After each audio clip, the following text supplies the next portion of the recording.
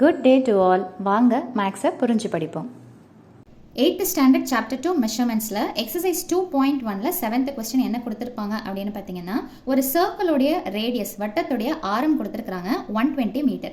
Equal number of செக்டார்ஸ்னு கொடுத்துருப்பாங்க இல்லைங்களா கொஸ்டினில். அதாவது சமமாக பிரிக்கப்பட்ட வட்டக்கோண பகுதிகள் எத்தனைன்னு சொல்லிட்டு கொடுத்துருப்பாங்க. அதை நீங்கள் என்னன்னு வச்சுக்கணும்னு பார்த்தீங்கன்னா n. ஈக்குவல் நம்பரை பிரிக்கிறது என்னன்னு பார்த்தீங்கன்னா செக்டார்ஸை என்னன்னு வச்சிருப்போம். அது என்ன அப்படின்னு பார்த்தீங்கன்னா n is equal to 8.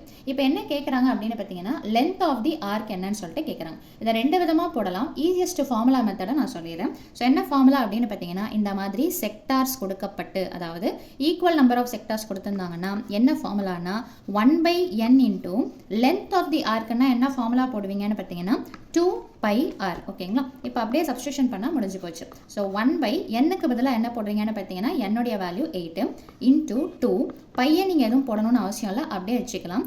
Into ஆருக்கு பதிலாக என்ன இருக்குதுன்னு பார்த்தீங்கன்னா 120. இப்போ ஃபர்ஸ்ட் 2வையும் 8ஐயும் நம்ம கேன்சல் பண்ணலாம். 2 1s are 2, 2 4s are 8. அடுத்தது பார்த்தீங்கன்னா இந்த 4ஐயும் 120யும் நான் கேன்சல் பண்ணுறேன். So 4 1s are 4, 4 3s are 12, ஒரு 0 எக்ஸ்ட்ரா. ஸோ இப்போ ஃபைனல் ஆன்சர் என்ன வருது அப்படின்னு பார்த்தீங்கன்னா, கீழே 1ன்னு வந்ததுன்னா டிவிஷன் இஸ் ஓவர். ஸோ மேலே இருக்கக்கூடிய 1 into 1 என்ன வந்துடும்னு பார்த்தீங்கன்னா 1. ஸோ பை இன்ட்டு 30னா நீங்கள் எப்படி எடுத்து எழுதணும்னா பை 30ன்னு எழுதக்கூடாது, 30 போட்டுட்டு பையன்னு சொல்லிட்டு எடுத்து எழுதணும். ஸோ 30 பை. இது வந்துட்டு லென்த்ன்றதுனால நீங்கள் வெறும் என்ன மட்டும் போட்டால் போதும்னு பார்த்தீங்கன்னா சென்டிமீட்டர்னு மட்டும் போட்டால் போதும். ஸோ அவ்வளோதான் இந்த சம்மோட சொல்யூஷன். தேங்க்யூ.